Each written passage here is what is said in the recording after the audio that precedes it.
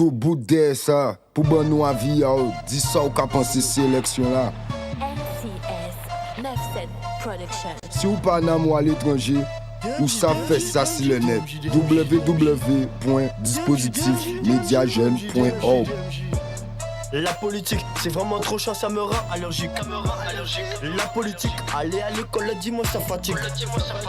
Nous attendons le 18 novembre, si campus là pour nous avis à autres pour prendre la parole.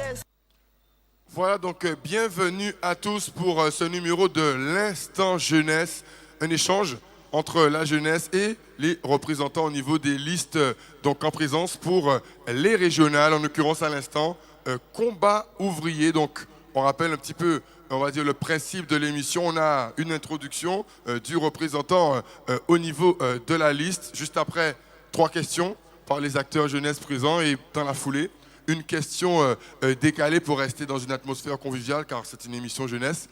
Et pour conclure, en fonction du temps restant, votre conclusion, mais aussi la possibilité éventuelle de porter des compléments aux différentes questions. On va rentrer tout de suite dans le vif du sujet avec Raphaël Cessé pour la liste combat ouvrier. Donc votre introduction, qu'auriez-vous à dire à ces jeunes présents ici aujourd'hui et tous ceux qui suivent cette émission? Bonsoir. Déjà, en introduction, la liste de combat ouvrier, donc je suis un candidat sur la liste de combat ouvrier. Je suis un militant de combat ouvrier et un militant de journal rebelle aussi. Et donc, je voudrais commencer par déjà ce qui s'est passé à Paris, les attentats à Paris, donner notre point de vue par rapport à ça. Parce que nous, combat ouvrier, les jeunes aussi autour de rebelles, on condamne ces actes ignobles qui se sont passés à Paris, des actes barbares. Nous sommes totalement solidaires des familles. Cependant, nous refusons l'unité nationale autour de ces actes terroristes parce que nous pensons que le gouvernement français a une grande responsabilité, une large responsabilité dans ces actes qui ont été commis, notamment quand vous avez un gouvernement qui sème la guerre, qui bombarde les pays comme l'Irak ou la Syrie. Forcément ça engendre des terroristes. Et ici aussi, on a des représentants de ce gouvernement. Je voudrais dire, on a eu 4 ministres, notamment Madame Panchard, ministre de Sarkozy. On a eu aussi Madame Michaud-Chevry, ministre sous Chirac. On a Monsieur Lurel, ministre sous Hollande. Paul Angevin aussi, ministre sous Hollande, qui eux aussi votent régulièrement les crédits de guerre pour aller bombarder ces pays. Donc, ils portent aussi une part de responsabilité dans les événements qui se sont déroulés à Paris. Donc, nous, à Combat Ouvrier, effectivement, nous présentons pour les élections régionales pour défendre un programme de lutte et surtout inciter les jeunes à exprimer leur mécontentement face à la situation en Guadeloupe, exprimer leur mécontentement dans ces élections. On a notre mot à dire, notamment par rapport au chômage, par rapport à cette situation qui dure depuis trop longtemps, où 6 jeunes sur 10 qui sont au chômage. Nous trouvons cette situation inadmissible parce qu'ici, à la fois, nous regroupons effectivement ces taux de chômage élevés chez les jeunes, mais nous regroupons aussi des grandes fortunes de béquets amassées depuis l'esclavage, qui ont des fortunes de 200 millions, 300 millions d'euros. Nous regroupons aussi des multinationales comme Orange, etc., qui font des milliards de profits, et Total, qui peuvent embaucher des jeunes, mais qui ne veulent pas. Et c'est pour ça que nous, à Combat Ouvrier, nous défendons un programme pour justement imposer des embauches, interdire les licenciements parce qu'en ce moment, c'est des licenciements à tour de bras dans les entreprises et justement imposer ces embauches pour les jeunes. Nous avons effectivement, comment il s'appelle, le président Lurel qui, on peut dire, qui soi-disant se vante d'avoir réglé les problèmes du chômage et notamment par l'initiative de stage régional, mais en réalité, le stage régional qui correspond à 2000 jeunes chaque année qui participent, qui font tourner des entreprises pendant les vacances, c'est une véritable arnaque. C'est une véritable arnaque parce que pour 90 heures travaillées, un jeune est payé 450 €. Ça veut dire qu'il est payé 5 € de l'heure, ce qui est bien inférieur par rapport au SMIC net qui est à 8 € de l'heure. Donc on apprend aux jeunes à travailler et à être sous-payés. Et c'est ça la véritable arnaque. Alors que normalement, un jeune pourrait justement trouver un véritable travail, même pendant les vacances. Et c'est ce programme-là que nous défendons en disant que les Lurel, les Chalus, qui aussi propose des contrats tous les 6 mois pour essayer de faire tourner des jeunes et faire croire qu'il n'y a pas de chômage. Les Bernier qui soutiennent la politique de Sarkozy qui a cassé tous les services publics et donc supprimé des emplois qui auraient pu profiter aux jeunes, ils ne sont pas de votre côté. Les seuls qui sont de votre côté, c'est justement ceux qui se battent dans le camp des exploités, ceux qui se battent dans le camp des travailleurs pour imposer des embauches, interdire les licenciements et augmenter aussi les salaires. Et augmenter les salaires en fonction des prix, ça va aussi avec l'augmentation de la bourse, notamment pour les étudiants, qui ne correspond vraiment pas à l'augmentation des prix qui devait être déjà adaptée par rapport à la situation en Guadeloupe. Et ce n'est pas le cas. Et donc tout ça, nous disons, il y a de l'argent ici. Ceux qui ne veulent pas montrer leur compte, j'ai parlé des grandes fortunes, ceux qui ne veulent pas montrer leur compte bancaire parce qu'il y a encore le secret bancaire, justement, nous voulons abolir le secret bancaire pour savoir concrètement qui a de l'argent, comment ils font, et pour justement le mettre au mieux, utiliser cet argent-là pour embaucher des jeunes et régler les véritables problèmes de la population pauvre et des travailleurs. Très bien, donc c'est votre introduction à la jeunesse.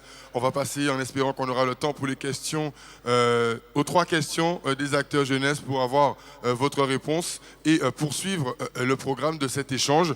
On va démarrer par la première question. Donc, bonsoir. Donc, Bonsoir. j'aimerais savoir comment penser une politique culturelle pérenne pour la Guadeloupe.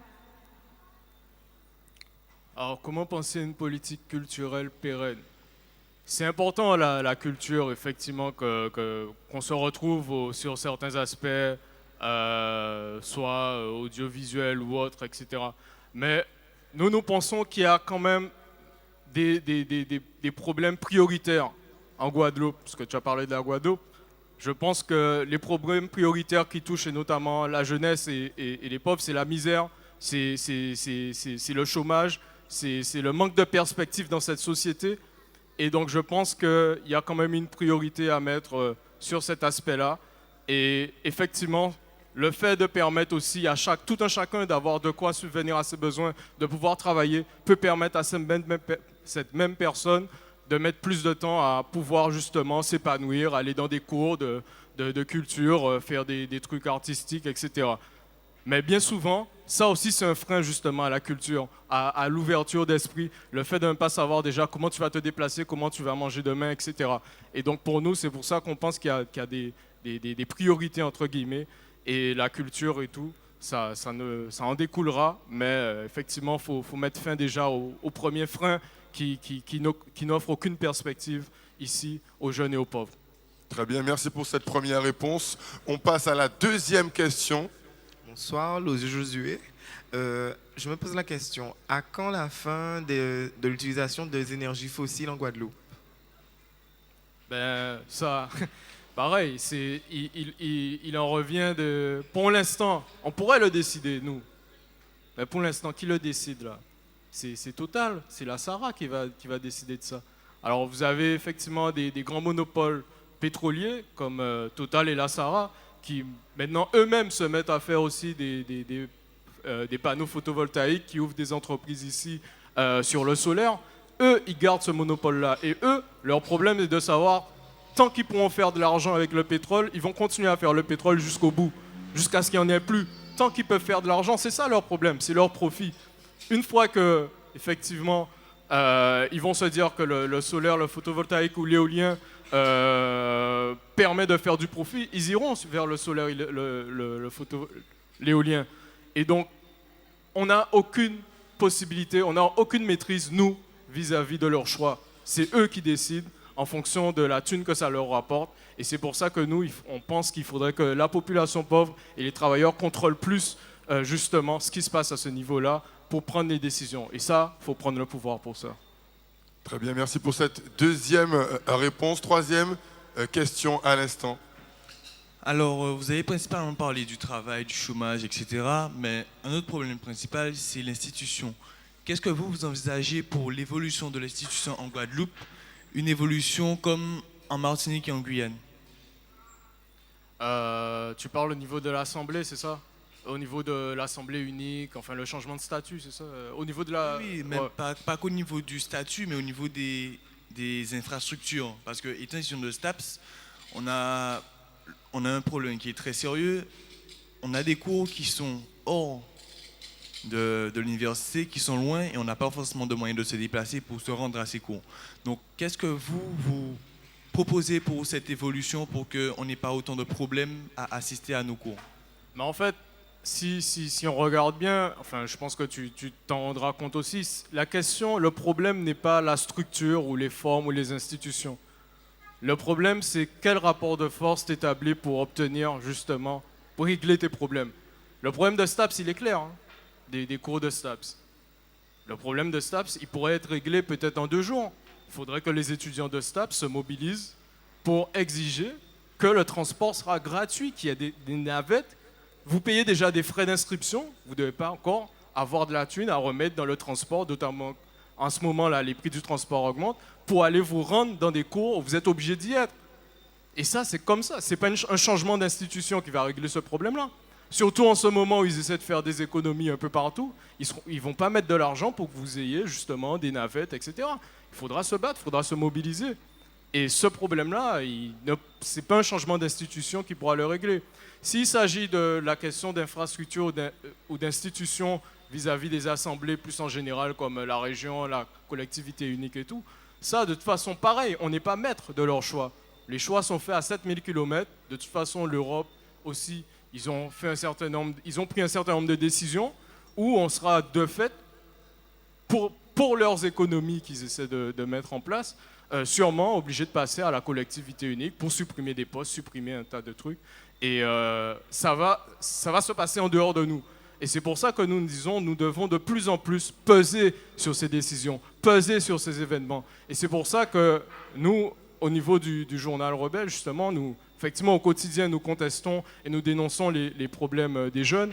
Mais nous disons aussi qu'il faut que les jeunes, pour pouvoir peser sur ces décisions, s'expriment lors des élections régionales, lorsqu'il y a des élections, expriment leur mécontentement, ce qu'ils veulent pas. C'est déjà un début de contrôle, entre guillemets, sur les décisions qu'ils prennent à notre place. Il faut qu'ils arrêtent de dire que, bon, de toute façon, il y a déjà 40%, 44% ici de gens qui ne votent pas. Il y a la plupart des jeunes, ils considèrent que les élections, c'est pas leur truc, la politique, c'est pas leur truc. Et donc, ils peuvent continuer. C'est une manière de cautionner la politique qu'ils font, c'est-à-dire prendre des décisions à notre place. Et pour pouvoir peser sur ces décisions, faut qu'on s'impose, faut qu'on s'exprime. Le problème des STAPS, je pense que c'est que par une mobilisation des étudiants de STAPS que ça pourra se régler. Et on est prêt à vous soutenir aussi à ce niveau-là et sur plein d'autres problèmes. Très bien, merci pour cette 3e réponse. On passe maintenant tout de suite à la question décalée avec Lionel qui va donc nous rejoindre avec évidemment sa manière très particulière de saluer. Donc en fait, on va dire, enfin on n'a pas encore compris pour quel mandat il fait ça, mais on verra certainement en fin de campagne des régionales. Lionel, la parole est à toi pour la question décalée pour notre invité, on rappelle, de la liste Combat ouvrier. Alors, la journée a été longue, les questions étaient brillamment répondues. Là, on a la dernière question, donc comme je suis sympa, j'ai ce choix quand même. Vous avez le choix entre la question numéro 1 ou la première question. La même? Ok, c'est parti. Alors, question numéro 1. Donnez le titre d'une chanson d'un jeune de mal posé. Attendez, je reviens parce que la question est assez complexe. Il faut que ce soit un jeune qui ait chanté la chanson et que la chanson ait moins d'1 an. Un jeune qui a chanté une chanson, mais que la chanson a moins d'1 an. C'est une chanson récente. Quand on suivait, bon matin, en tout cas, suivait Mission Azote. Début à Mission Azote, était une question si Kaki le Bendo, quoi, on a dit Bendo. Oh! Est-ce que le public confirme la réponse? Et c'est une excellente réponse de notre candidat. Mais je pense qu'on a un peu plus représentatif de notre jeunesse qui au travail depuis ce matin 7 heures. Et je pense que DJ L1 voit de quoi je veux parler.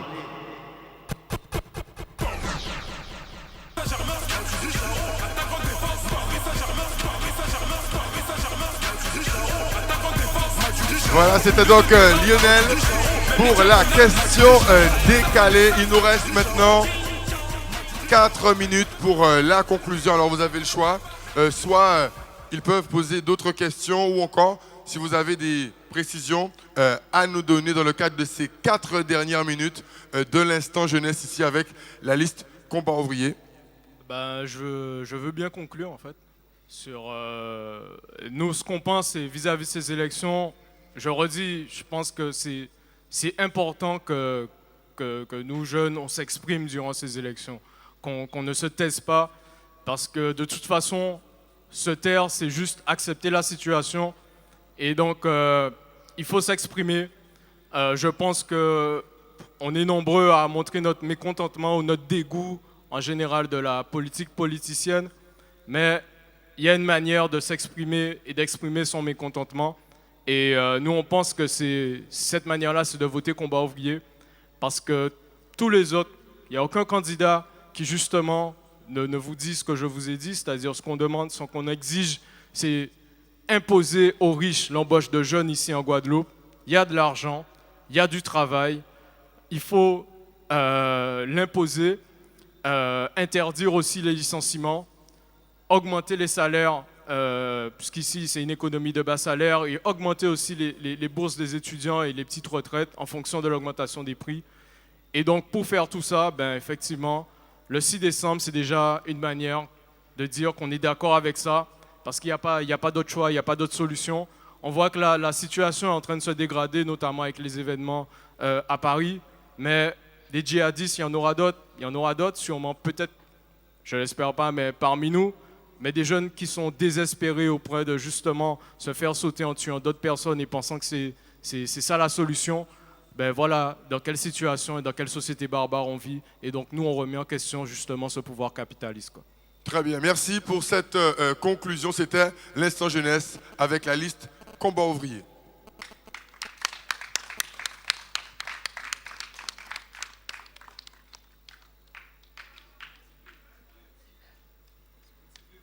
Tout bout de ça, pour bon nous avis, dis ça ou qu'a pensé ces élections-là.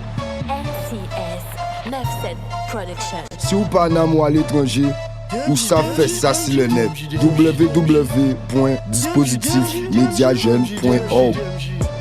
La politique, c'est vraiment trop chiant, ça me rend allergique. La politique, aller à l'école, dis-moi ça fatigue.